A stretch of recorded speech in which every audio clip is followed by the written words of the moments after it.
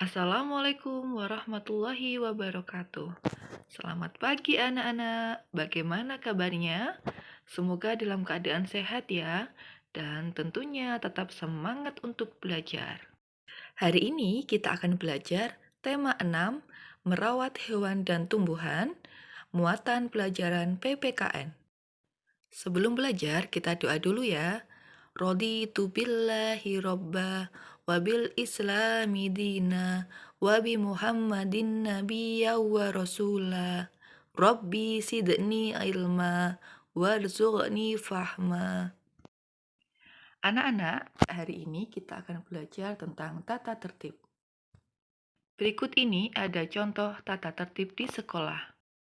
Contohnya, yang pertama, tidak terlambat datang ke sekolah. Jadi, kalau datang ke sekolah harus tepat waktu. Kedua, ikut serta dalam kegiatan piket di sekolah. Yang ketiga, berpakaian rapi. Tertib saat mengikuti pelajaran di kelas. Dan yang terakhir, menyapa guru saat berpapasan. Aturan sangat diperlukan dalam kehidupan sehari-hari. Aturan menciptakan keadaan yang tertib dan damai. Aturan ada di mana-mana, misalkan di rumah, di sekolah, masyarakat, jalan raya, dan lain-lain. Aturan berisi sikap yang boleh dan tidak boleh dikerjakan. Contoh sikap yang boleh dilakukan di sekolah. Yang pertama, mengerjakan tugas guru. Anak-anak, jika kalian mendapatkan tugas dari guru, maka harus dikerjakan. Yang kedua, memberi salam kepada guru. Anak-anak, jika kalian berpapasan dengan guru, entah itu di sekolah ataupun di rumah, silahkan memberikan salam. Itu juga termasuk adab. Yang ketiga, menjaga kebersihan kelas. Yang keempat, menjaga kebersihan perpustakaan. Yang kelima, menata buku perpustakaan. 5 contoh tersebut bisa kalian lakukan di sekolah. Contoh sikap yang tidak boleh dilakukan di sekolah. Yang pertama, tidak mengerjakan tugas dari guru. Kedua, membuang sampah sembarangan. Ketiga, mengganggu teman yang sedang belajar. Keempat, mencontek atau tidak jujur saat ujian. Yang kelima, bertengkar dengan teman. Itu adalah contoh sikap yang tidak boleh kalian lakukan di sekolah. Peraturan menjaga kebersihan di lingkungan sekolah. Setiap warga sekolah memiliki tanggung jawab untuk ikut serta menjaga kebersihan di lingkungan sekolah. Lingkungan sekolah yang bersih dan sehat akan membuat siswa belajar dengan nyaman dan menyenangkan. Menjaga kebersihan sekolah adalah tanggung jawab seluruh warga sekolah. Dari gambar kita dapat melihat bahwa mereka sedang bekerja sama untuk membersihkan lingkungan di sekolah. Berikut ini adalah contoh tata tertib yang ada di sekolah. Yang pertama, datang ke sekolah pukul 7. Jadi, jangan sampai terlambat ya anak-anak kalau datang ke sekolah. Yang kedua, memakai seragam sesuai dengan jadwal.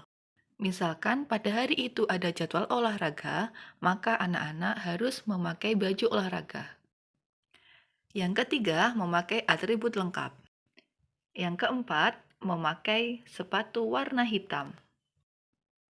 Berdoa sebelum dan sesudah pelajaran. Keenam, izin jika tidak masuk sekolah karena sakit atau ada keperluan. Anak-anak, jika kalian tidak masuk, sedang sakit atau ada keperluan, maka harus izin kepada guru ya. Yang ketujuh, berbicara sopan dan santun kepada guru. Jika berbicara dengan guru, biasakan menggunakan kata baku, kemudian juga berkata dengan lembut dan sopan. Sopan terhadap guru juga termasuk adab ya anak-anak ya. Yang kedelapan, membuang sampah pada tempatnya. Setelah makan kue, jangan lupa membuang sampahnya di tempat sampah. Dan jika melihat temanmu membuang sampah sembarangan, ingatkan ya.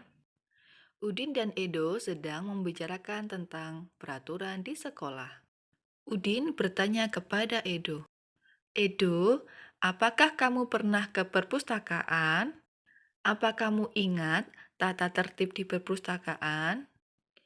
Menyebutkan aturan di perpustakaan sekolah.